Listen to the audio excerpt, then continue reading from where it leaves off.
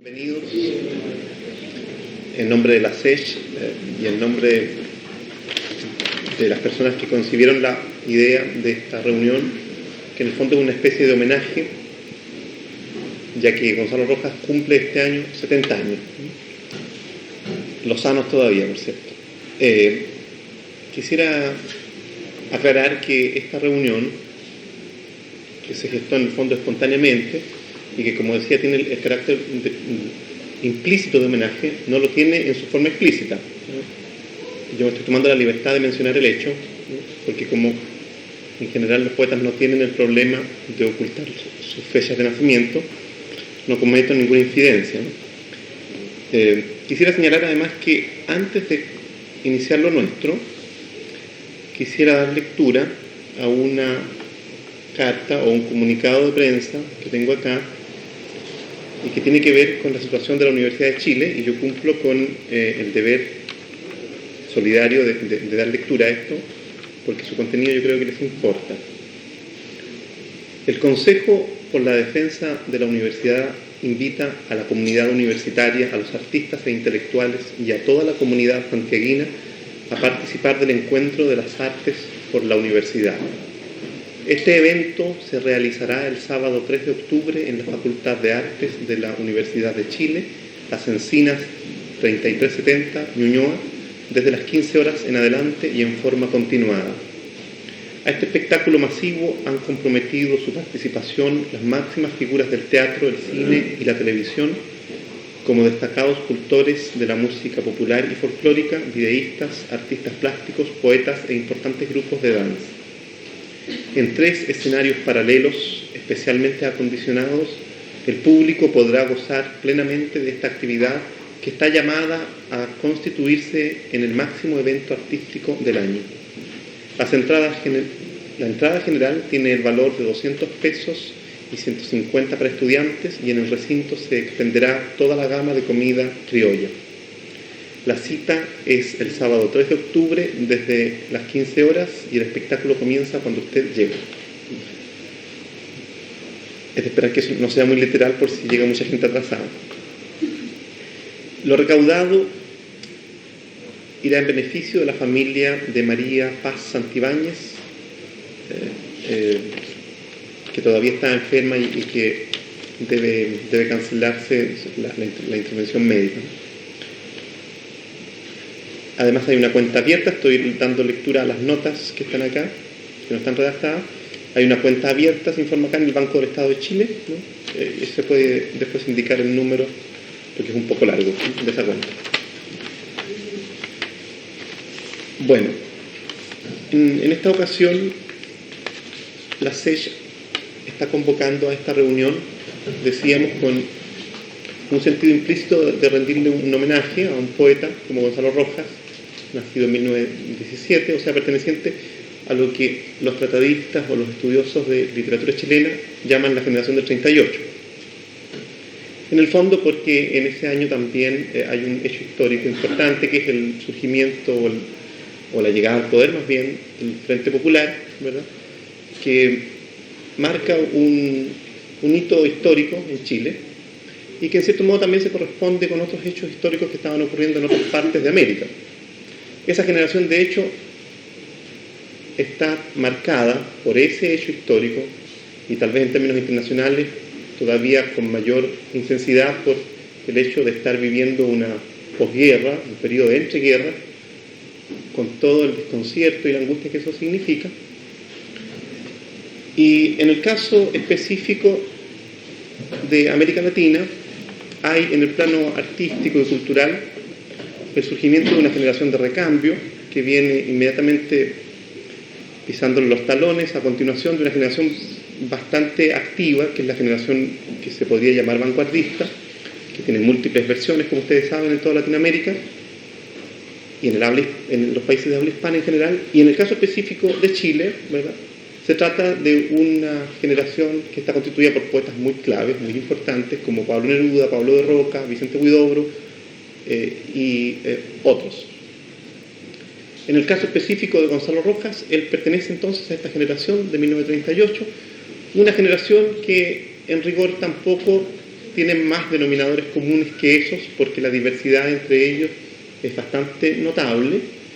Sin embargo, se podría destacar que en el caso específico de Gonzalo Rojas, él sí tiene algunos rasgos comunes, siendo muy elásticos en esta apreciación, con algunos otros poetas que corresponderían a generaciones más o menos equivalentes en otros países de la habla hispana, por ejemplo, digamos Enrique Molina en Argentina, que pertenece a una mini tradición también respetable, ¿no?, en la que figurarían, por ejemplo, Girondo, Borges, o un poeta como Lezama Lima en Cuba, que también pertenece a una generación de recambio, ¿verdad?, y que también es heredera de una cierta tradición respetable, en la que habría que situar, por ejemplo, a Nicolás Guillén, ¿verdad?, a Zacarías Talé, en fin.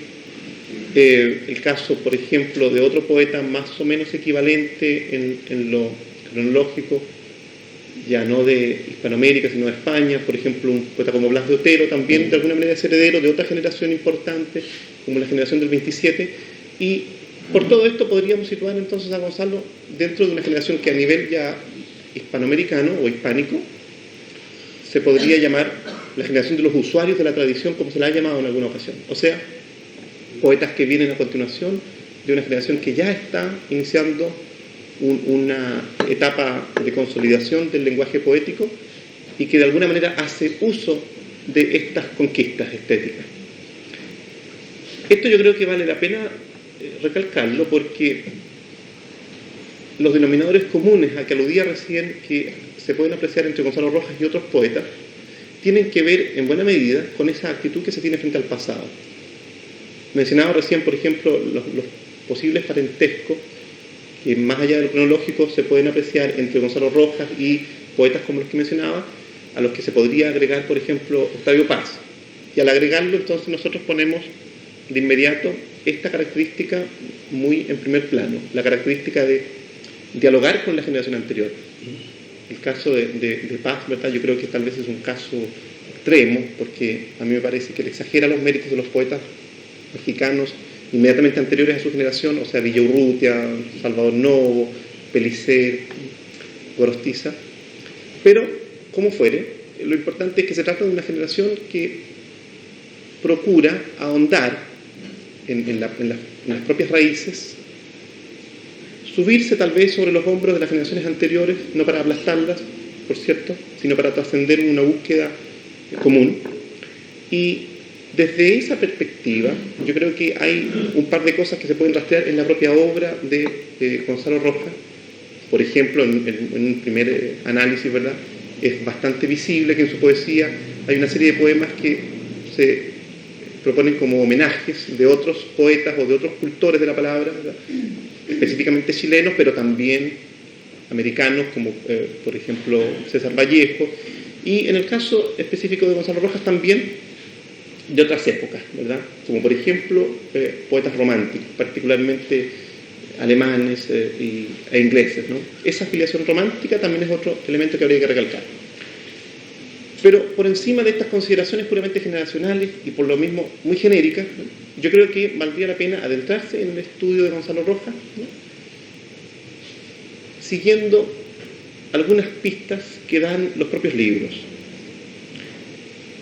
En primer lugar, yo creo que se podría destacar el hecho de que, salvo los dos últimos libros, los libros claves anteriores de Gonzalo Rojas estaban todos ellos elaborados en una forma de antología, de tal manera que el segundo de alguna manera remitía al primero, el tercero remitía a los dos anteriores, ¿verdad?, y refundía buena parte de los textos agregándoles otros poemas nuevos.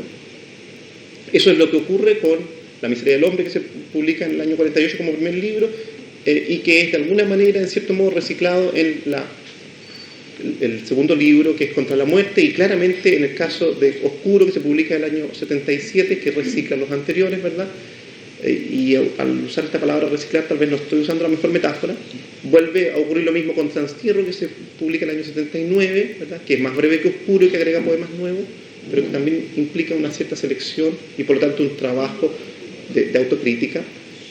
Vuelve a ocurrir lo mismo en el año 81, cuando se publica la primera versión de este libro que tengo acá, que se publica después en versión chilena, con un añadido de 16 poemas, y que se llama Del Relámpago.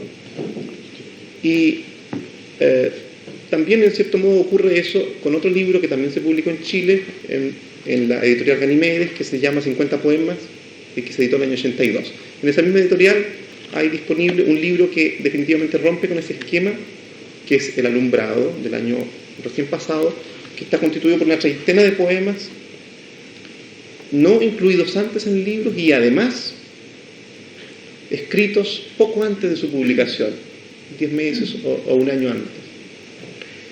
Así es que desde ese punto de vista podríamos adentrarnos en esta poética examinando este criterio, que es el criterio de la autocrítica y también del libro en gestación perpetua, ¿no? Decía que había dos excepciones a ese esquema, y la segunda excepción es este otro libro que se llama El alumbrado y otros poemas, donde, que se publicó en Cátedra, en Madrid, ¿verdad?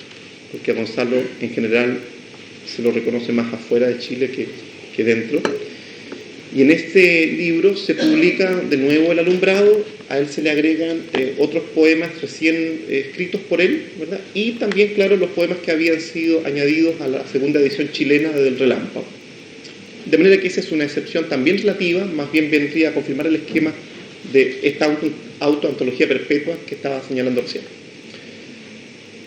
Por encima de esta descripción puramente superficial, yo creo que podríamos nosotros observar entonces un intento de hacer una especie de adentramiento o de profundización en el trabajo poético propio. Y entonces aquí se nos propone una evolución en la que no hay un criterio lineal, visible por lo menos, ¿verdad?, que nos indique que el poema escrito el año 48 fue superado, por ejemplo, el año 68 o 78, sino una evolución multilineal que procede a veces con ciertos retrocesos, ¿verdad?, y que corresponde también en gran medida al criterio con que Gonzalo, me parece a mí, opera en el campo de la literatura. Él está permanentemente volviendo a los clásicos del idioma castellano, ¿verdad?, pero también a los románticos, y hace algunas mezclas, ¿verdad?, en sus preferencias con algunos poetas prohibidos, con los surrealistas también, etc.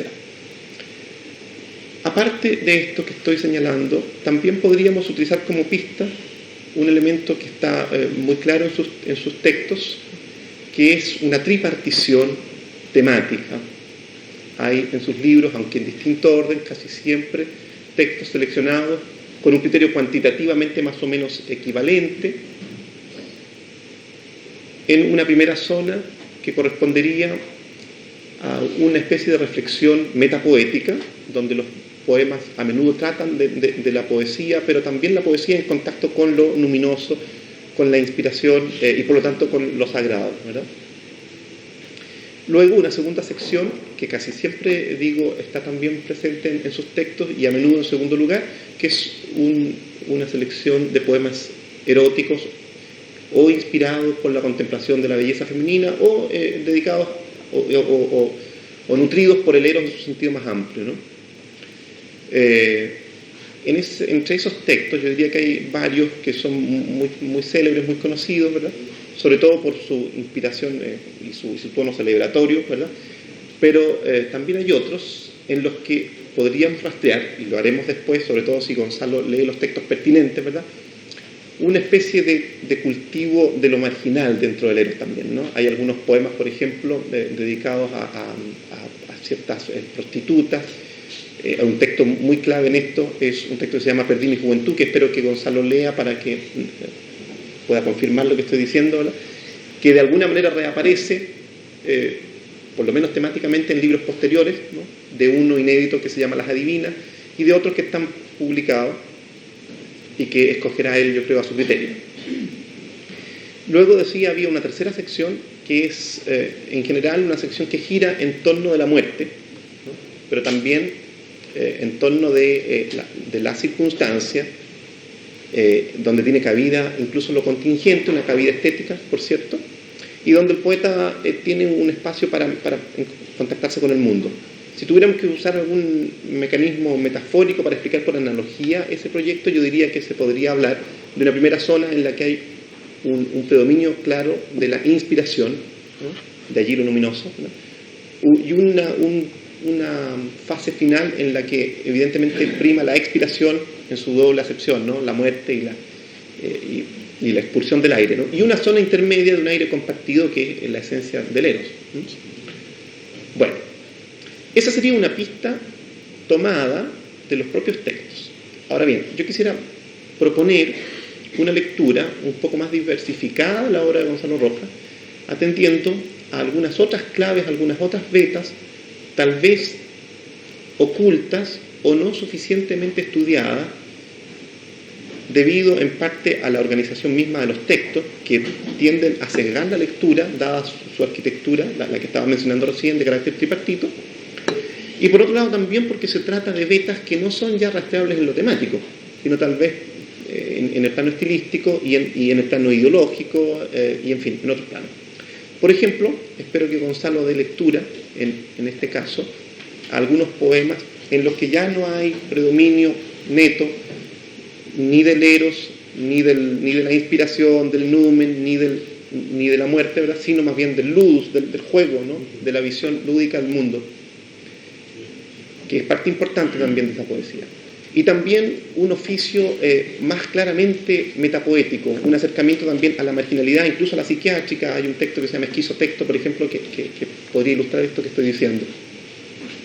Y también algo que vale la pena recalcar, que es un hacerse cargo de manera tal vez más explícita o más comprometida, para usar la palabra esa que en realidad no describe mucho la situación, textos inspirados por la historia. Desde luego la historia de nuestro país reciente también, ¿no? La historia de los últimos 15 años. Espero que Gonzalo lea esos textos. Pero yo diría que de una lectura como esta, lo que uno tendría que retener, en primer lugar, es, más que los temas, una cierta característica particular del oficio poético, que yo diría que se podría resumir diciendo, por lo menos, algunas de las cosas que voy a decir yo. En primer lugar, yo diría que en los mejores textos de Gonzalo Rojas está viva la poesía, precisamente por el hecho de que coexisten en esa poesía fuerzas contrarias. Fuerzas, por ejemplo, claramente visibles en la metaforicidad, a veces muy violenta, de su poesía, y en la presencia de la ironía simultáneamente.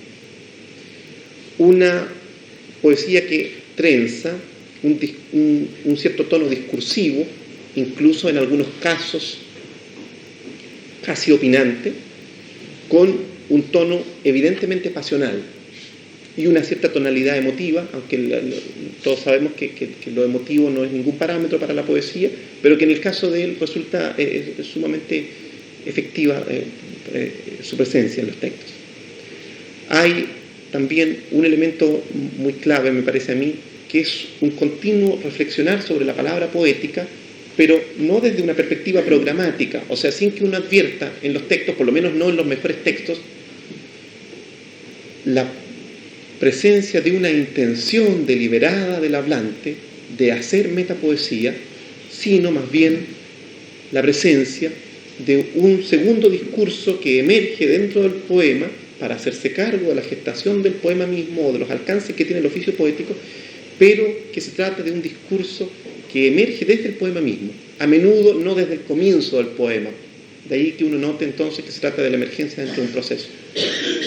En este sentido, yo diría que se podría emparentar el discurso poético de Gonzalo Rojas, claro que tal vez solamente en ese sentido, con otro autor muy importante, me parece a mí, en Chile y en Latinoamérica, que es Enrique Lin, también muy olvidado por nuestros críticos, particularmente por el Mercurio, ¿no? Pero un poeta sin duda clave en Chile, ¿no?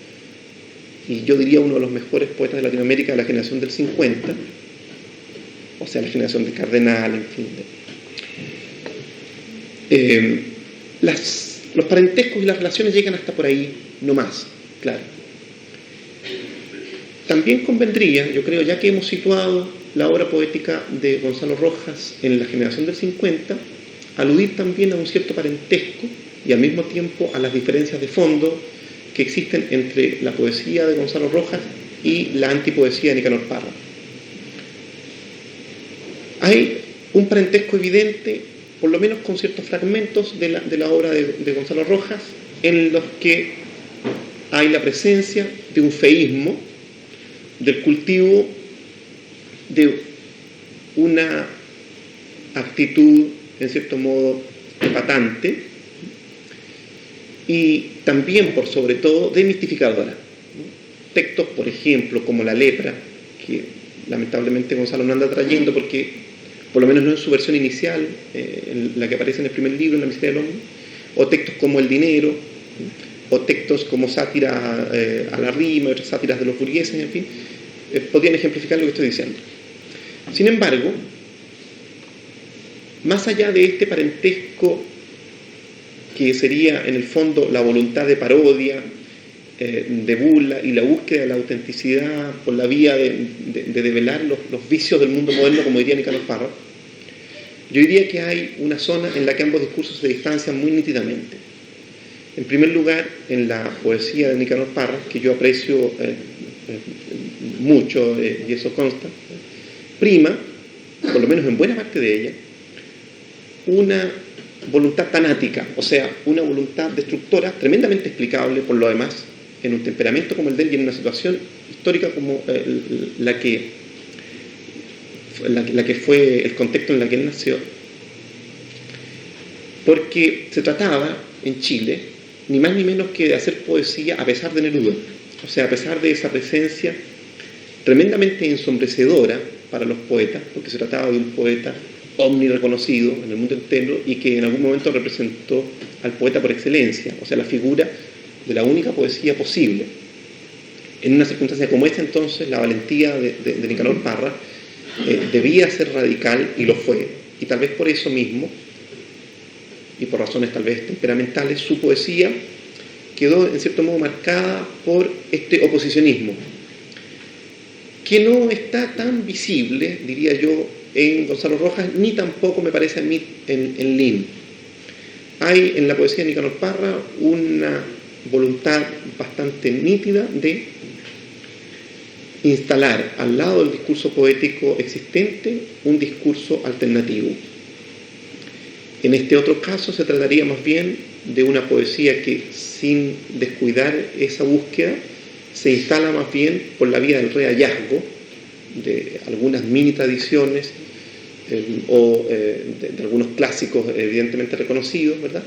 Y de algunas lecturas marginales. En la poesía de Gonzalo Rojas, ya lo decía, hay casi siempre un espacio para otros discursos marginados. Es muy nítidamente el caso de César Vallejo, por ejemplo. Lo podría mostrar la lectura del poema por Vallejo, ¿sí?, donde se valora la presencia de un poeta tan clave como César Vallejo por encima del culto de la figura, como ocurre por ejemplo con el culto de Neruda, y donde se valora por sobre todo la hondura con que supo calar la naturaleza americana, la naturaleza, no hablo de la naturaleza material, ¿no?, sino la situación americana, ¿no?, hallándole en cierto modo su acento propio. Eso diría yo que es lo que predomina en la poesía de Gonzalo Rojas con respecto a la tradición, o sea, la voluntad de un rehallazgo, de un recontactarse, por supuesto buscando una trascendencia y no una mera copia.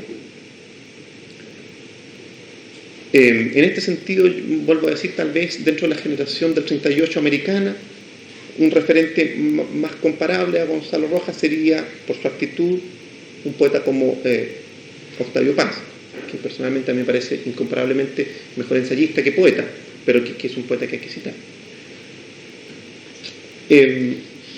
Quisiera también, sin extenderme, decir que hay algunos textos en particular que Gonzalo Rojas nunca lee, tal vez porque son muy conocidos, porque están siempre presentes en las antologías, y que yo creo que serían las mejores puertas de entrada a esos textos. Entonces terminaré esta breve exposición diciendo que una lectura de Gonzalo estaría incompleta sin textos tales como Carbón, Que se ama cuando se ama, Por Vallejo,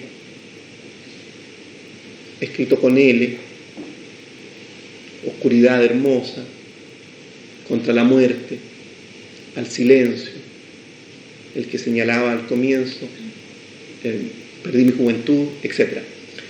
También sería deseable que, ya que La Fada Divina se va a publicar este año y en el extranjero y probablemente va a llegar tarde a Chile, él diera lectura a textos inéditos, ¿no? Y que mezclara a su gusto los textos que él quisiera, por supuesto renunciando a las sugerencias mías si le parece, ¿no? Y entonces dejo con ustedes a Gonzalo Rojas. Aclaro que después de esto habrá un vinito.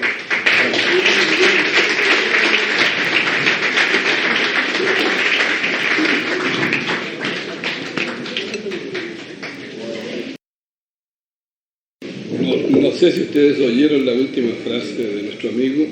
Claro que después de esto habrá un vinito. Habrá un vinito. ¿Qué les digo? Que agradezco la opción de poder leer algunos de mis últimos papeles o de algunos papeles ya más conocidos de cuya presencia reclamaba recién nuestro amigo y hermano tan querido, el poeta Llanos Meluza. Le agradezco a Délano y le agradezco a Mellado, le agradezco a cada uno de los miembros del directorio y a Eduardo, que me honró con esta presentación, a cada uno de ustedes, mis hermanos escritores. Es cierto, voy cumpliendo, siempre uno va cumpliendo, yo cumpliendo mis 70 años y sigo siendo el aprendiz de siempre, el que se demora, el larvario, el que no tiene prisa. Escribir, escribir, escribir como respirar y nada más. La verdad es que no inventé nada y ustedes lo saben, no soy poeta de la invención, no fui un original, ni mucho menos el originalista, Dios me libre, el originalista destemplado. Me atrevo a decirlo todo con lozanía y nada más. Viejo y todo, estoy por la lozanía. De muchacho, ¿cómo les explico esto? Recibí 2 acordes, acértenme eso, 2 acordes simultáneos, por las 2 orejitas. Tengo 14 años, 15 años, y por una oreja me viene como un torrente toda la tradición grecorromana y la tradición, por supuesto, de la clasicidad española o en la versión española de la clasicidad y de la disidencia de la clasicidad también. Me leí como Darío, porque voy a ocultarlo o a olvidarlo, los 70 volúmenes de la colección Rivadeneira. Estaba interno en un colegio, no tenía más que leer, leer y leer, y jugar al fútbol, claro. Y por la oreja derecha, por ejemplo, o izquierda, no importa, estaba oyendo simultáneamente todo eso que se llama la modernidad, de los simbolistas para acá. Me leí temprano, isócronamente, con aquello que ya dije que constituye la gran tradición grecorromana. Me leí, por ejemplo, no solo a Rimbaud, a Mallarmé, en fin, al padre Baudelaire en primer lugar, sino también a Apollinaire. Había un viento tan fresco en ese Chile de entonces, tan formidable, tan precioso. Yo era un provinciano, llamaba ese ámbito provincial y no me parecía que fuera nada malo vivir en la provincia, y no le tenía respeto al mapocho para nada, como no se lo tuve nunca, ¿no? Prefería mi Biobío sigiloso allá abajo. Por ahí andaba por esos liceos de Concepción de Chile. Oía pues por una oreja a los clásicos y por otra oreja a los de la modernidad, a aquellos que han hecho del lenguaje un ejercicio mayor, como poder decir, desde una crítica implacable del lenguaje. Así pues, y por ahí me explico yo, que me fuera dado, y no voy a ser más largo en estas explicaciones, que me fuera dado una especie de cruce de vientos por encima de mis 2 orejitas de muchacho, una síntesis, y tal vez por ahí se me ofreció una opción que no la merezco o no pude merecer, o pude no merecerla, que es la opción de que la palabra saliera desde el principio muy plasmada, muy plasmada. Recuerdo mi paso por la mandrágora de Santiago de Chile cuando llego aquí como a los 19 años e ingreso, aunque me regateen el nombre y no me ponga el señor Stefan Baggio ni ninguno de los ex amigos o amigos, ojalá que todos los siguieran siendo. Fui el número 4 de ese pequeño destacamento para surrealista chileno. Entonces a mí me fastidiaba que mis compañeros no leyeran sino lo de la modernidad. Claro que les reconozco que me hicieron ingresar en una órbita muy bien viva y estricta del estudio. Me tocó estudiar a mí porque nos imponíamos trabajos, entonces me tocó estudiar en la Biblioteca Nacional el romanticismo alemán y el romanticismo inglés, y yo tenía que dar cuenta en unas sesiones de estudio. Eso fue lo bueno del grupo Mandrágora, ¿no? Pero no me gustaba que estuviera tan ausente la gran tradición grecorromana y la gran tradición en la que yo me había criado leyendo con cuidado en esas ediciones que dije. Así pues, creo que de ese cruce de vientos se obtuvo esta especie de vivacidad expresiva diferente, y esta especie de irreverencia, de irrespeto, lo mismo a la famosa tradición, a los esquemas de la tradición, de la clasicidad y de los románticos, como a los esquemas, porque también los hay la retórica de la antirretórica, como ustedes lo saben muy bien, a los esquemas de la tradición o de la antitradición, de esto que se llamó la modernidad. Bueno, eso es todo lo que digo, y por ahí aclaro o profundizo o no profundizo lo que decía con muchísima más luz, por supuesto, Llanos. Sí, he estado escribiendo mucho en el último plazo, y aunque me demoré por años en publicar, eso no quiere decir que no hubiera estado escribiendo. Mi amigo me recomienda que lea versos viejos. Yo sé, porque conozco a mis semejantes, los conozco a ustedes, amigos queridos, lectores míos algunos, que lo que quieren es oír palabra más bien fresca, nueva, aquella que ni siquiera vino en el alumbrado, este librito que se publicó aquí el año anterior en Santiago y que alguna difusión tuvo, según creo, ¿no? Y del cual hay una segunda edición ahí en Madrid, con un acoplamiento de ¿cuántos? De 25 poesías. Pero voy a leer de un libro que se llama Las Adivinas, que iba a ser publicado con monos con dibujos hermosos de Nemesio Antunes, y por un infortunio de esos infortunios que siempre se dan y que no tienen ninguna importancia mayor, no va a poder ser publicado este año aquí en Santiago, pero va a ser publicado en Madrid, es lo mismo, ¿no? Por una editorial que se llama Hiperión de Madrid, que dirige Jesús Munarriz. Ya mandé los papeles. Y hay otra antología de aire que me están haciendo por mis 70 años, esta es la fiesta de los 70, ¿no? Los mexicanos, los jóvenes mexicanos. Bueno, voy leyendo, pero no sé por qué se me saltó a la oreja del ojo, se me saltó este poema Adiós a Hölderlin, que no lo tenía, a ti te consta, tú estás mirando aquí, no lo tenía el libro y salió.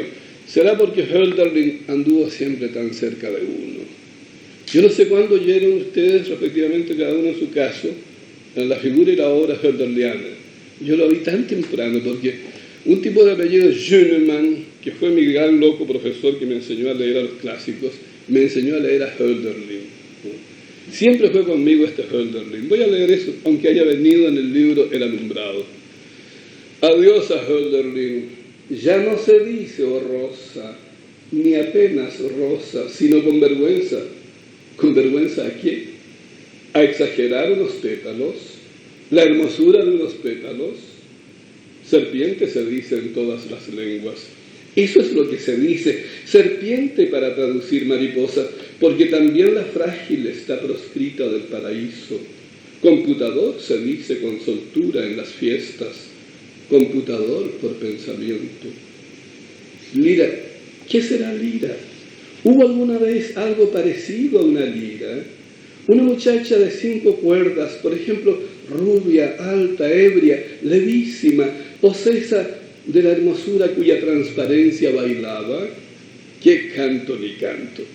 Ahora se exige otra belleza, menos alucinación y más droga, mucho más droga. ¿Qué es eso de acentuar la E de Érato o Perséfone? Aquí se trata de otro cuarzo más coherente, sin farsa fáustica, ni coro de las madres. Se acabó el coro, el dirirambo, el célebre éxtasis, lo otro, con mal dolor y todo, lo sedoso y voluptuoso del pulpo. No hay más epifanía que el orgasmo. Tampoco es posible nombrar más a las estrellas, vaciadas como han sido de su fulgor, muertas, errantes, ya sin enigma, descifradas hasta las vísceras por los instrumentos que vuelan de galaxia en galaxia. Ni es tan fácil leer en el humo lo desconocido, no hay desconocido. Abrieron la tapa del prodigio del seso, no hay nada sino un poco de pestilencia en el coágulo del Génesis alojado ahí. Voló el esperma del asombro. Ahora vamos a leer un texto de estos míos. Muchas gracias.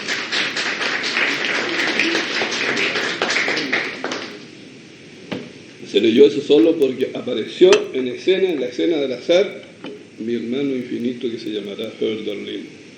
Arroyo, esto es del libro nuevo. Supongo, y no tengo nada que explicar.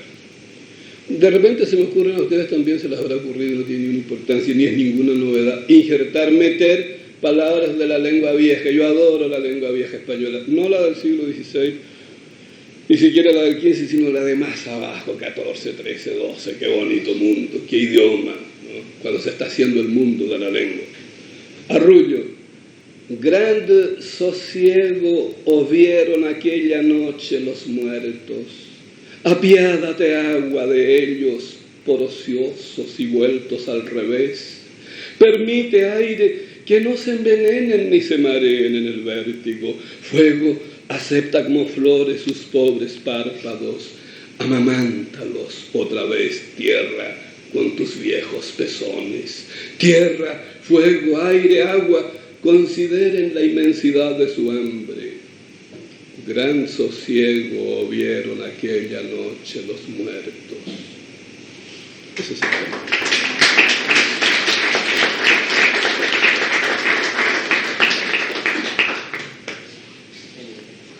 Materia de testamento. También me decía Eduardo recién que leyera por adelantado o releyera ante ustedes ese poema Carbón que ya los debe tener lateados, porque está en cuanta antología anda girando por Chile desde hace muchos años, donde yo muestro al padre mío, que era un hombre vinculado, no era minero, pero era vinculado a las minas del carbón, y padeció las penurias del carbonífero, en todo sentido, y murió temprano. Pero no voy a leer ese texto por ahora. Si me lo piden después, claro que lo leo, ¿por qué no? O le pido a alguno de mis amigos que saben leer poesía que me ayude con esa faena. Yo voy a hacer mención, sin embargo, de esa parentela. Ustedes tienen parentela, yo tengo parentela. Aquí hay parentela consanguínea y parentela extra consanguínea en estos versos que voy a leer, que se llaman materia de testamento. Un viejo a los 70 tiene derecho a hacer un testamento, aunque no tenga nada que testar, ¿no? Entonces, aquí andan, por ejemplo, no tengo nada que explicar, pero lo explico igual. Andan por aquí unos parientes míos de la línea sanguínea consanguínea y otros de la no sanguínea. Lo que no andan, o andan, son los sanguinarios, que no serán nunca parientes míos. Eso sí que no. Entonces, materia de testamento es esto. Aquí se recoge la imagen del padre, se recoge la imagen de quién, de la madre, por supuesto. La imagen de un tío que yo adoré porque me pareció el más justo de los mortales que han nacido. De un suegro mío al que le cambiaron el apellido porque se lo robaron, ¿no? Esas cosas que pasan en la familia.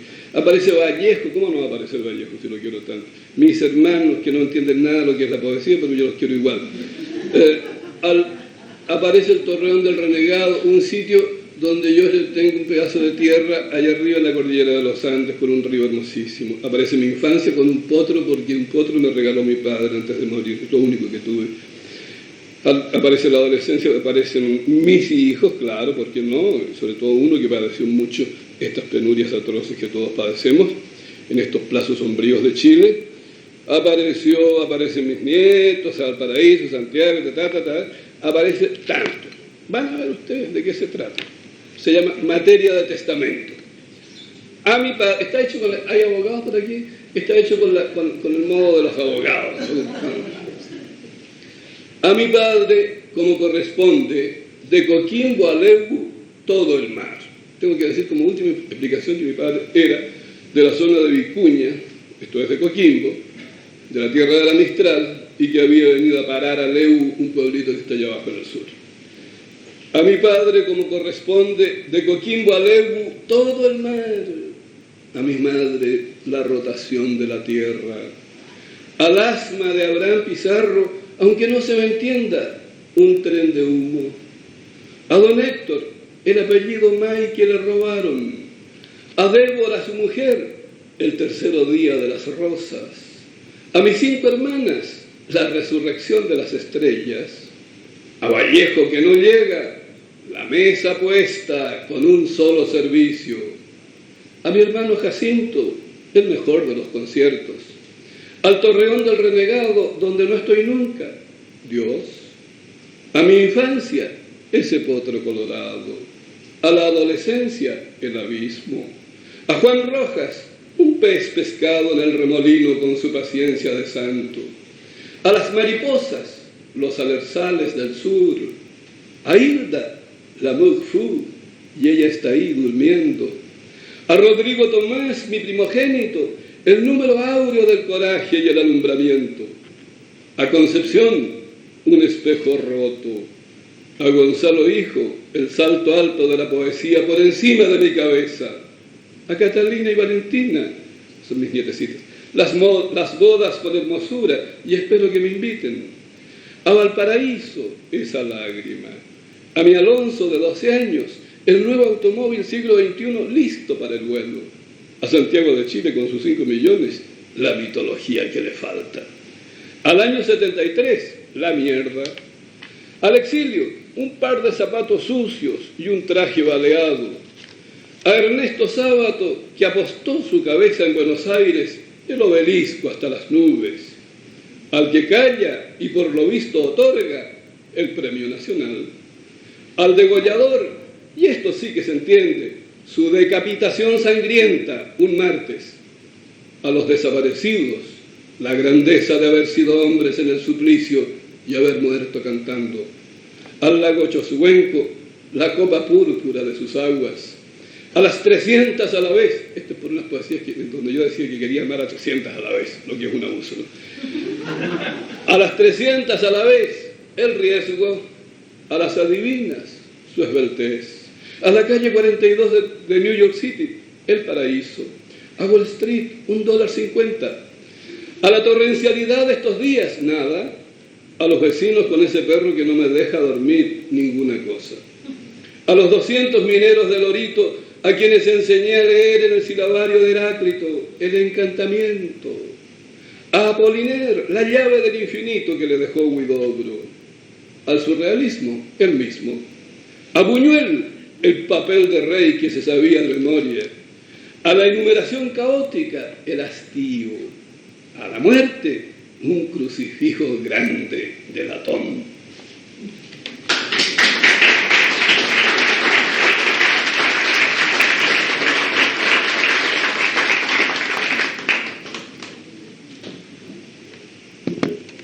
Yo amé siempre las piedras. Todos los poetas de Chile hemos amado las piedras. Neruda dice piedras de Chile, Mistral dice Chile y la piedra. No hay quien no haya hablado de la piedra. Yo mismo he escrito tanto sobre eso. Pero las piedras me fascinan y tengo el prodigio de vivir por estos plazos veloces que se los lleva el aire. En un párrafo cordillerano habría que decir también de unas montañas montañosas por allá arriba en los Estados Unidos. Está lleno de montañas, todo es montañoso, infinito, y me encanta eso. Me sostiene, me mantiene esa lozanía de esas montañas y me parece que estuviera lo mismo en el Valle de Elqui que por acá por las termas de Chillán, que es donde tengo mi casa yo. Bueno, andando un día, el otro día, hace como 2 meses, me escribí este textito. En cuanto a la imaginación de las piedras, casi todo lo de carácter copioso es poco fidedigno. De lejos, sin discusión, su preñez animal es otra. Coetáneas de las altísimas no vienen de las estrellas. Su naturaleza no es alquímica, sino música. Pocas son palomas, casi todas son bailarinas, de ahí su encanto. Por desfiguradas o selladas, su majestad es la única que comunica con la figura. Pese a su fijeza, no son andróginas. Respiran por pulmones y antes de ser lo que son fueron máquinas de aire. Consta en libros que entre ellas no hay Himalayas, ni rameras. No usan manto y su único vestido es el desollamiento. Son más mar que el mar y han llorado. Aún las más enormes vuelan de noche en todas direcciones y no enloquecen. Son ciegas de nacimiento y ven a Dios. La ventilación es su substancia. No han leído a Wittgenstein, pero saben que se equivoca. No entierran a sus muertos. La originalidad en materia de rosas les da asco. No creen en la inspiración, ni comen luciérnagas, ni en la farsa del humor. Les gusta la poesía con tal que no suene. No entran en comercio con los aplausos. Cumplen 70 años cada segundo y se ríen de los peces. Lo de los niños en probeta las hace bostezar. Los ejércitos gloriosos les parecen miserables. Odian los aforismos y el derramamiento. Son geómetras y en las orejas llevan aros de platino. Viven del ocio sagrado.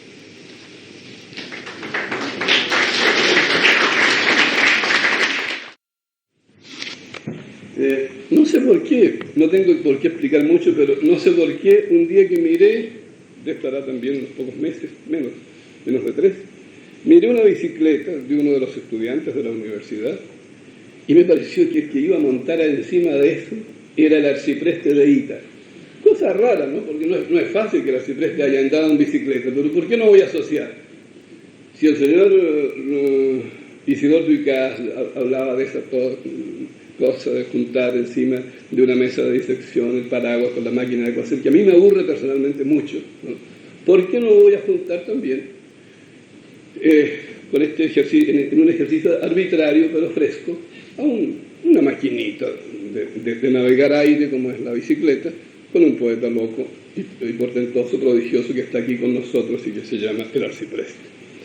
Claro, le puse el título, aquí está la única pequeña Maura, le puse el título en español viejo como él hacía. Se llama De lo que aconteció al arcipreste con la serrana, y está escrito con 2 S, porque así escribió el arcipreste. De lo que aconteció al arcipreste con la serrana o bicicleta y de las figuras de ella. La habría el arcipreste amado a la bicicleta con gozo nupcial. Vamos a esperar los aplausos.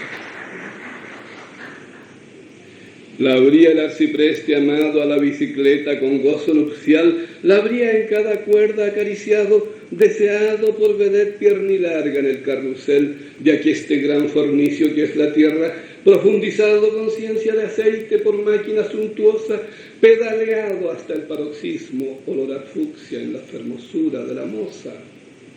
Montado así, en arrebato tan desigual, ¿cómo hubiera nadado con arte esquivo, haciendo uno timón y manubrio, sin saber por dónde desembarcar? Alazana como es la imantación de la seda, entre rueda y muslo, ¿cómo por medieval que parezca el gallo y la cresta del mester del gallo, bodas hubiera habido por el suelo de algún don arcipreste abrupto que otrora fuera carnal y sacramental, bodas con extremaunción y alambre, bodas de risa con misa y otras astucias? ¿Quién lo manda a desear la mujer de su... No, ¿quién lo manda a desear la costilla de su prójimo, a verdear con cualquier loca por ahí, andar viendo mujer en cada escoba con joroba, aluminio donde no hay más que exterminio? ¿Quería maja? Bueno, ahí tiene mortaja. Ese es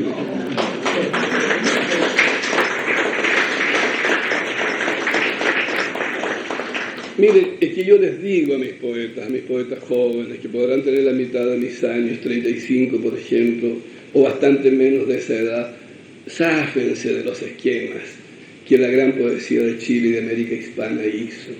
Desmapochícense Hagan una cosa diferente, atrévanse con el arte de la palabra y con la imagen y con la imaginación.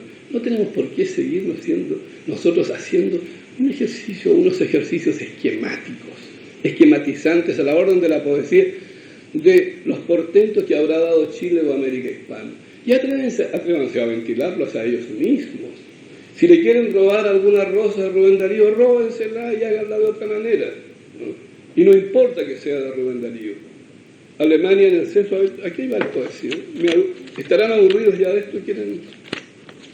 A ver, vamos a ver. Éxtasis del zapato. Qué irreverencia el éxtasis con el zapato. ¿De dónde habrá salido este zapato de mujer enterrado vivo entre el cerezo y el espectáculo del cerezo? ¿Alguna vez hubo uñas de diamante ahí, de un pie libertino en diálogo con el otro, del que no hay noticia? Ocioso ahora duerme su desamparo en el pasto a medio fulgor, mezcla de altivez y lástima, todo tan lejos, lo arqueológico, lo arterial del arco, el tacón y esa música.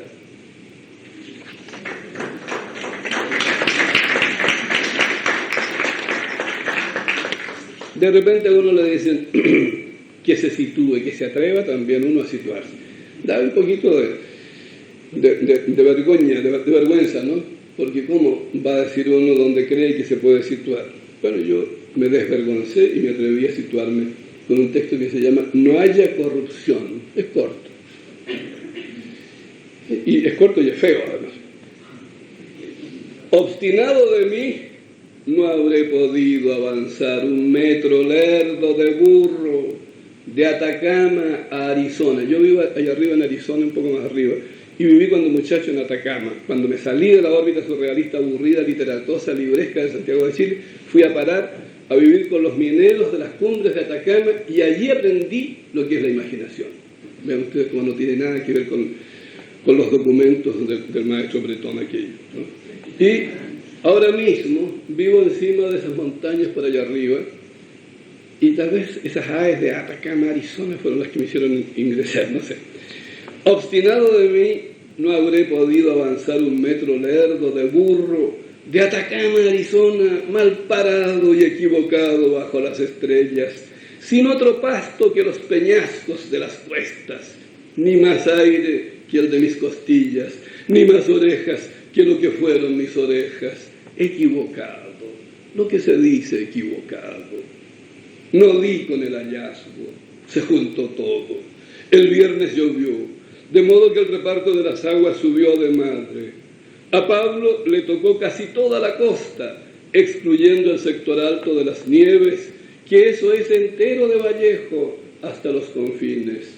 Huidobro, muy justo, exigió el deslinde sur del encantamiento, más los pájaros. Muerto Borges, cambió su virreinato del este por una sola hilera de libros. Del que no se supo más nada fue de Rulfo. Así las cosas, ¿quién va a andar a la siega de qué? ¿Por cuáles cumbres? Entonces, llamé a mi animal como apacentándolo hacia otra paciencia más austera. Distráete, animal, le dije. Záfate de tu persona, deja que el placer te bañe, no haya corrupción.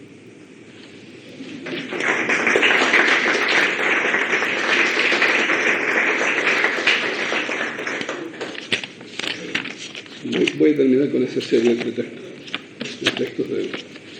Aquí hay un texto irreverente de esos que me gustan a mí, donde aparece o no la Teresa de Jesús. No sé si les gusta. Yo me acosté en un leño que dicen que fue su cama de ella en Ávila hace un par de años y sentí un poco la imantación de la loca fabulosa, maravillosa, ¿no? Y además siempre la leí con un amor, con una fascinación única, porque su prosa de encanto mayor, que se me ofrece tal vez porque arrastra o trae o vuela con la oralidad fresca sin necesidad de ninguna retórica, ¿no? Esa figura siempre me fue muy afín. Pero aquí no soy yo el que habla, sino ella. Es un poema bastante absurdo. Versión de la descalza. ¿Se acuerdan que dicen que ella fundó, refundó la orden? ¿No? Es ella, tiene un palito propio de la pieza de teatro, ¿no? Un monólogo cortito. Versión de la descalza. Desde que me paré y anduve, tengo la costumbre de ser dos muchachas, dos figuraciones. Una exclusivamente blanca con pelo rojo en el sexo, la otra cornívea exclusivamente blanca. Nos llamamos Teresa, las dos nos llamamos Teresa, y sin parecernos estrictamente, somos una. Nos acostamos y lloramos sin saber que lloramos, y al amanecer del agua de las dos sale una. Si ustedes reparan, y usen la explicación, hay aquí un modo muy menesteroso de decir, eso es intencional.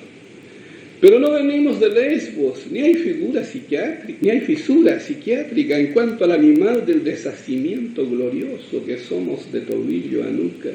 Lo que es dos, y nosotras no pasamos de una. Ahí tienen andariegos nuestros dos pies, fundadores y ensangrentados, moradores de una. Ahí las viejas orejas que igualmente son dos, cuya música alta es asimismo una. Dicen que soy escandinava, tal vez sea escandinava. Ninguna posesa así de Dios fuera en Castilla dos, y en la Escandinavia de las estrellas fuera una. Son versos. Versos, papel final. A ver. Para los fumadores, un regalo para los fumadores. Fuella del cigarrillo. No fumo, pero hago la exégesis del cigarrillo, que es como un capullo de hilo, venenoso y umbilical, por donde el desplacentado gime su gemido de ser átomo en el gran peligro, fuera de la valva, sinuoso de tos y como poseso, y al mismo tiempo arrepentido del aroma del uno que hay en uno, a modo de arca o circunvalación, con asfixia que estrangula a ritmo pausado los alvéolos desaforados y roncos, como cuando el bajido natal y primordial, a no mediar el maleficio del humo, bajo el cual anda el cangrejo que no perdona.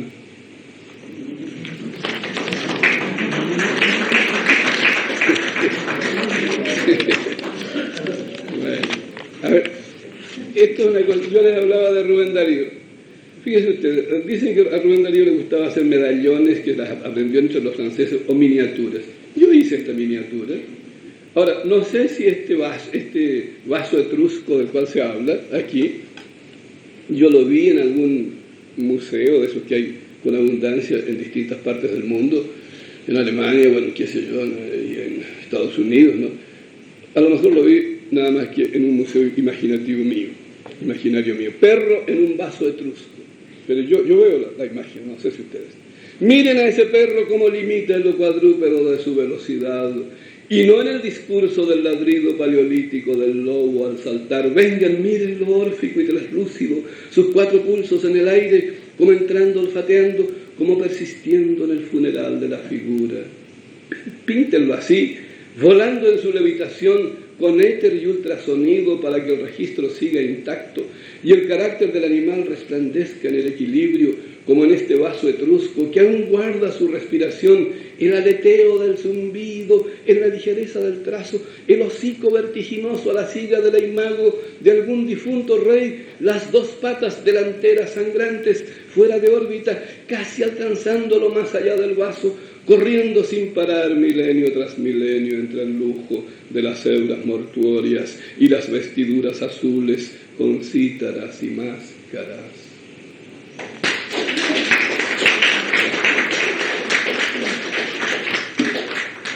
Estaba eligiendo textos de distinta naturaleza, así de... Dos sillas a la orilla del mar.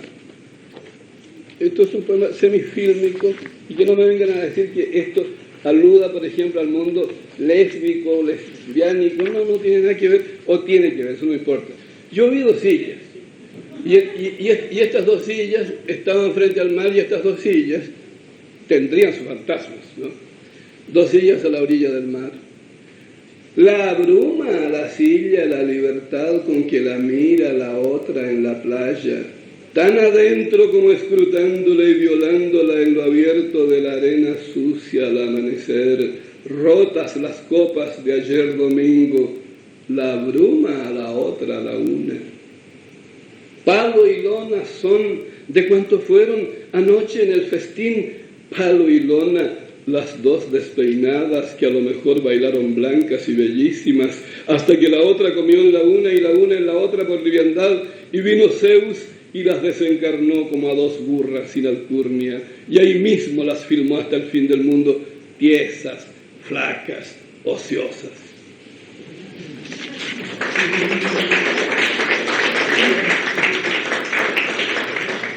Las sílabas, siempre los poetas hemos amado las sílabas, como hemos amado las vocales, ¿no? Las sílabas, es cortísimo. Y cuando escribas, no mires lo que escribas.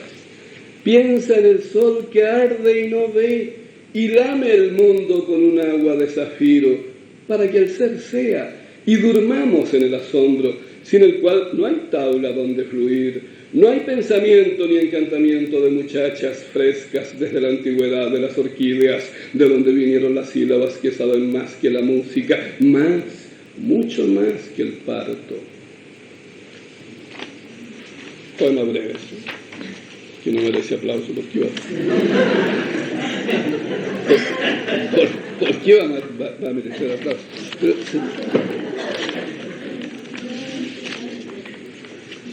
se me perdieron otros papeles, se perdieron las adivinas. Eduardo, ¿tienes tú por ahí ese poema? Es que es para dar término, justamente iba a leer ese poema que le da origen al nombre del libro. Bueno, qué origen. No mentira. Ahora, ustedes pueden decir, para que yo termine, ¿qué textos se pueden leer?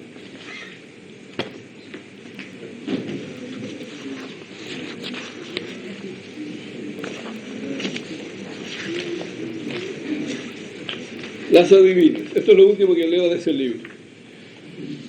No se enoje. Esto juega, en realidad me gustaría leerlo en relación con un texto que vino en el libro anterior mío y que toca ese tema de no del burdelismo ni de la prostitución sucia ni nada de eso, sino que desde lo sagrado, lo santo de esta línea que siempre fue vista por los poetas con altura y con profundidad. No se olviden de Baudelaire, que nos enseñó a ver eso con cuidado, ¿no? Ni se olviden de los grandes poetas viejos.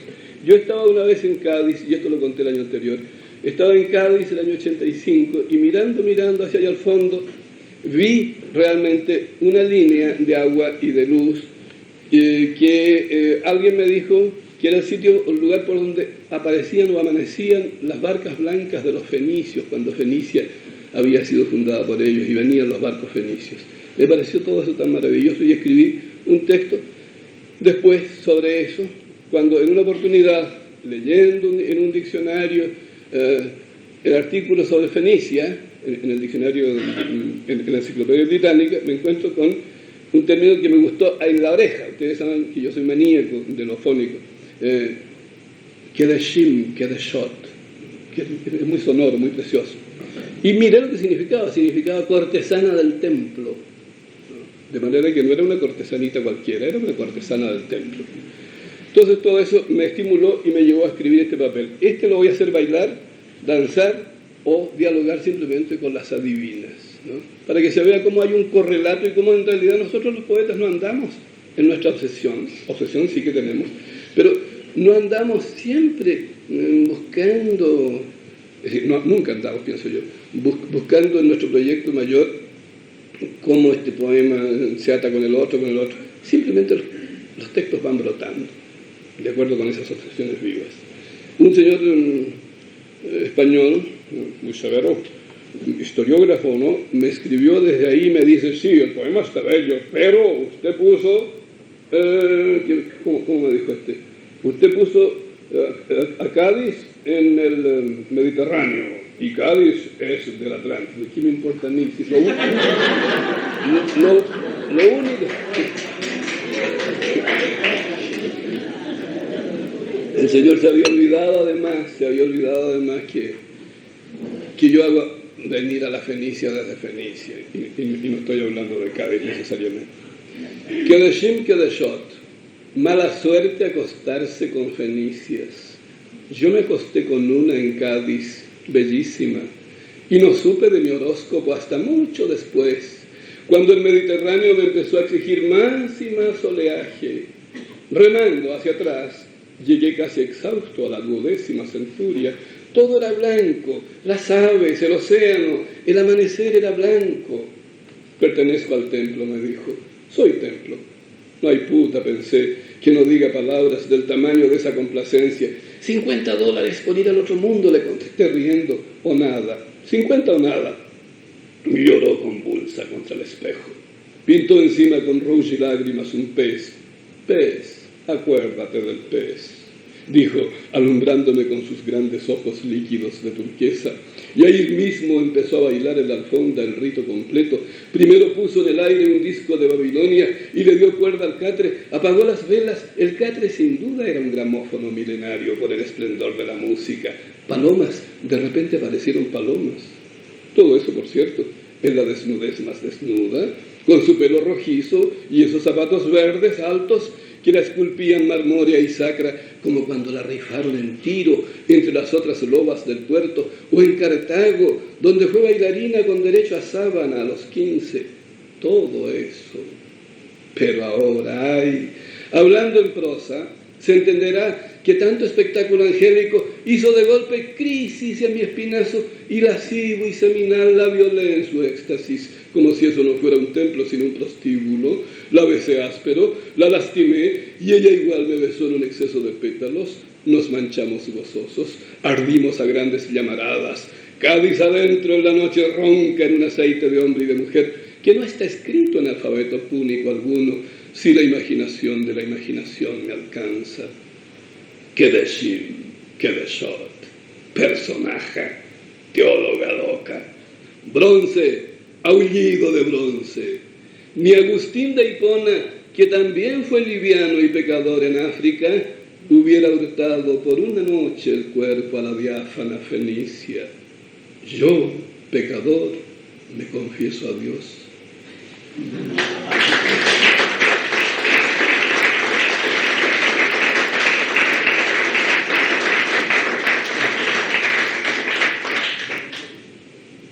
En realidad, ese texto dialoga con aquel textito que yo escribí cuando tenía 22 años aquí en Santiago y que se llama Perdí mi juventud. Tenía 22 y no tenía derecho a hablar así, pero la verdad es que ya me veía un viejo, como ahora, ¿no? Y ahora no me veo viejo, ¿no? Bueno, Las adivinas se llama este poema. Cada piel se baña en su desnudez. Pues yo sé que cada poema tiene también su órbita distinta y cuesta abandonar a Kedeshim Kedeshot por las adivinas. Las adivinas. Cada piel se baña en su desnudez. La Juana se baña en su desnudez salada. La prima de la Juana sin más música que la de su pelo. La madre de la Juana aceitosa y deseosa como habrá sido. Las cerradas y las adiestradas de la casa de enfrente. Las perdidas y las forasteras sin mancha. Las vistosas de seda y organdí de 6 a 7 se bañan. En hombre es como adelgazan su figura. En olor de hombre se paran en las esquinas, anclan en los bares de los suburbios, fuman un tabaco religioso para airear la especie, son blancas por dentro y guardan una flor que preservan por penitencia. La urbe es la perdición, ellas no son la perdición, nadan en la marea de los taxis de este a oeste, conocieron los laberintos de Etruria mucho antes que Roma, mucho antes. Además son locas. Dejan corriendo el agua y ríen, sangran y ríen, se amapolan y ríen, cuentan las sílabas de los meses y ríen, bailan y ríen, se perfuman, se desperfuman y ríen, sollozan y ríen, adoran la vitrina. Lo que pasa es que no duermen y andan todas ojerosas, por muy fascinadas e imantadas de un cuerpo a otro cuerpo, en un servicio casi litúrgico de ablución en ablución, y eso cansa. De Nínive a New York siglos y siglos, desvestirse y vestirse de precipicio en precipicio, cansa. Predecir la misma carta del naipe, la misma convulsión, de hilaridad en hilaridad, en el mismo abismo del orgasmo, cansa. Preferible salir rápido de la fiesta, comprar 10 metros de oro de alambre de ébano y marfil en el mercado polvoriento, con ese alambre y ese polvo hacer un reloj de polvo, quemar encima incienso propicio al vaticinio, dejar que eso se seque, no importa el humo, las pestañas, toda puta resplandece. La Juana y su parentela no son las únicas. Baudelaire vio por dentro a Juana. ¿Se acuerdan de Jean Duval?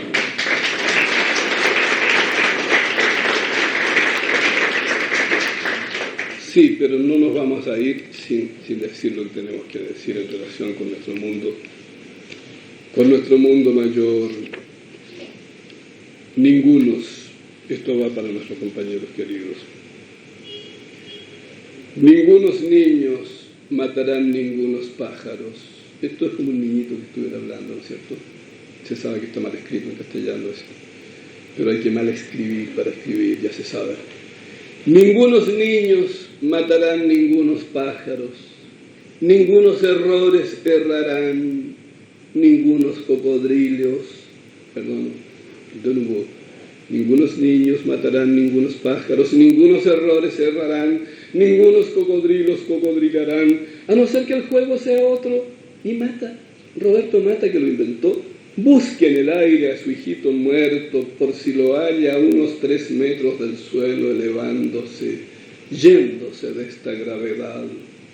Ningunas nubes nublarán ningunas estrellas, ningunas lluvias lloverán cuchillos, paciencias ningunas de mujeres pacienciarán en vano, con tal que llegue esa carta, piensa Hilda, y el sello diga Santiago, con tal que esa carta sea de Santiago, y el que la firme sea Alejandro, y diga, aparecí, firmado Alejandro Rodríguez, siempre y cuando se aclare todo, y ningunas muertes sean muertes, ningunas cármenes sean sino cármenes, alondras en vuelo hacia sus Alejandros, mi Dios, y los únicos ningunos de este juego cruel sean ellos, por los que escribo esto con mi sintaxis de niño contra el maleficio, los mutilados, los desaparecidos.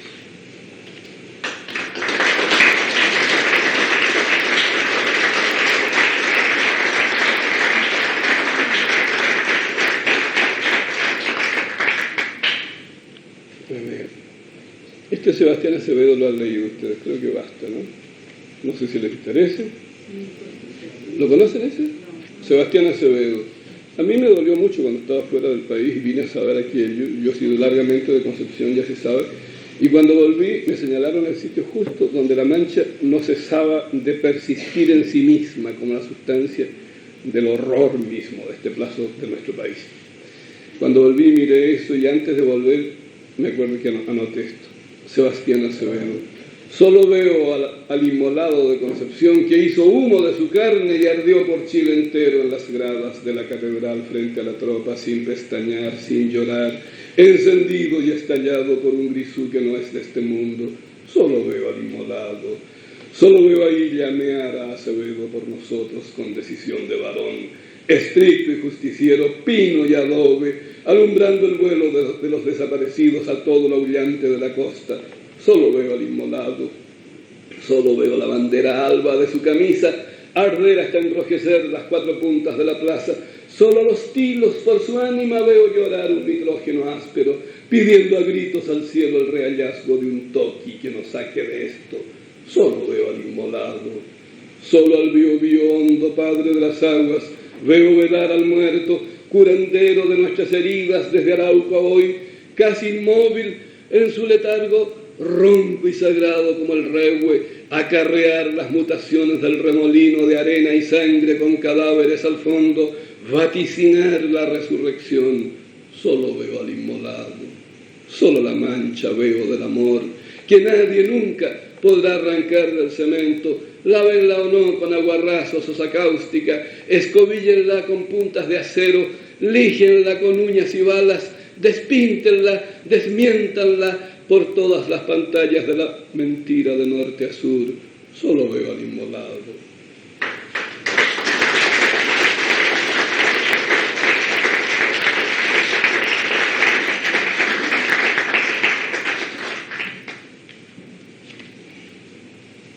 Esto es un poema muy curioso que yo sé que no se lee aquí, pero si me preguntan por él yo puedo aclarar. Nieve de Probo. Yo vivía en ese plazo, encima de esas montañas, en un pueblito que se llamaba Probo. Y es curioso, no sé si les interesa, tal vez es muy largo, no me atrevo, ¿no? Sí, vamos a dejarlo para otra oportunidad. ¿Se puede leerse? Tanto como uno cuida sus arterias para que no revienten sigilosas las azules, y la nariz, que es por donde entra Dios, ¿quién la cuida? Lo cura todo. La nube en que andamos arrogantes, la piel, el deseo de la piel, metafísica y lujuria, hasta que aparece la historia con su leopardo adentro, que salta y te abre en dos el pellejo. O das tu sangre colorada al sol para que arda alta, o culebrón y metros de miedo te agachas pardamente. ¿Quién va a ganar? Sépalo el 2000. Las aves blancas del seso, no hay que soñar con paraguas ni máquinas de coser. Prohibido por ahora el árbol, parpadeo del vaticinio. Más claro, casi seguro que Poe vino anoche ebrio en busca de Malcolm Lowry, el cónsul, con sus zapatos por esos cerros sedientos a medio enloquecer. Que más que cerros son vocales desconocidas, lagartos de antes, orcas inconmensurables de antes del mundo, con el muerto colgando del cielo por asfixia.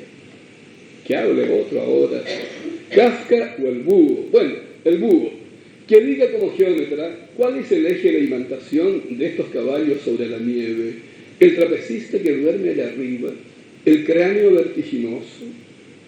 Alabado sea México, porque es esdrújulo como el hado, y de sus ruinas, siguen apareciendo recién nacidos intactos después del sacudón, llorando en maya, adivinos. Nuestro Señor Jesucristo no anduvo en avión. El que anduvo fue Buda, que daba vueltas y vueltas en su inmovilidad de turquesa. Un ejercicio que está en la copa de verlo todo a la vez. Pasión, vidrio. Y el abedul. ¿Quién no ama al abedul?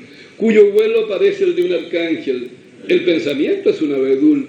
Esa casa de aire de Chillán de Chile es un abedul donde moramos longilíneos. También es longevo el juego de hilar líneas sobre el papel, y es el ojo que vemos el que nos ve. Lebu, por ejemplo, en su oleaje blanco, fijo, con sus dragones de espuma. Sangre sangrienta. ¿Quién dijo sangre por allí? De aquel Franco que hubo, esta apréndeselo de memoria, de aquel Franco que hubo, ¿qué quedó sino incienso sucio, olor a sangre? De este otro imbunche, ni eso Allende, el pueblo no se vende.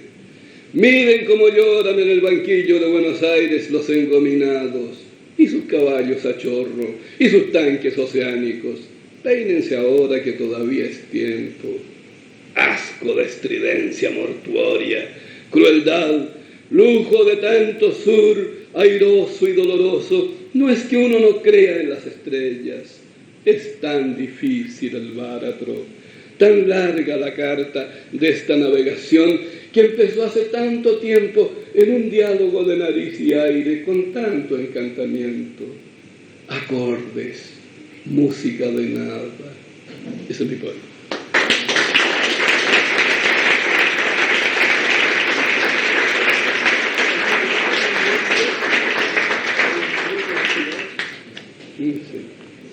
Creo que llegó el tiempo de irnos. Sasifí, ¿no? Hemos leído bastante hoy día. Y no sé, yo espero algunas preguntas, tal vez en relación con eso que decía Eduardo Llanos Merluza en cuanto a alcanzar a mirar algún texto viejo. No sé, tal vez no valga ya la pena porque es tarde, es bastante tarde. Ofrezco la palabra yo a ustedes.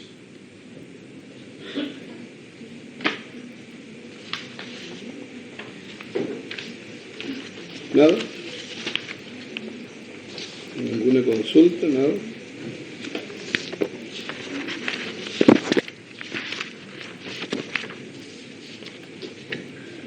parece que nada más. Dejamos entonces esto.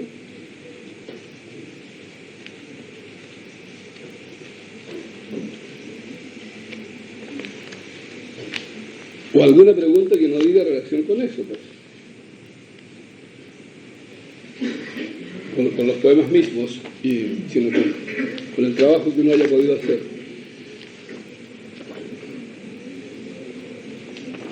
Suficiente, entonces. Hay 5 líneas para terminar. Tarde vine a saber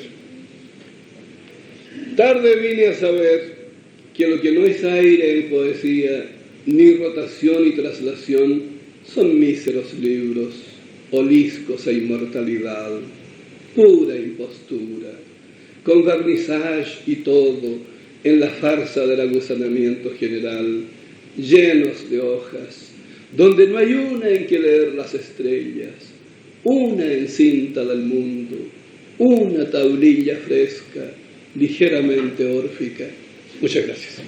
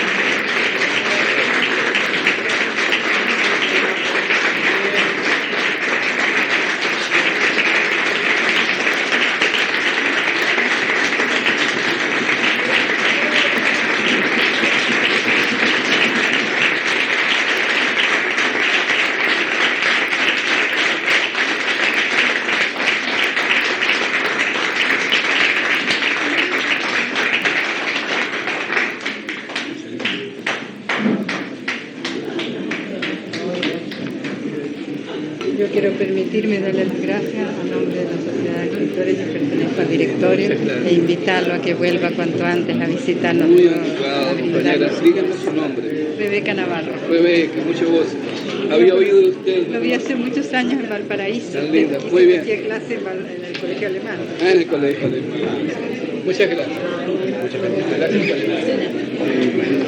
gracias.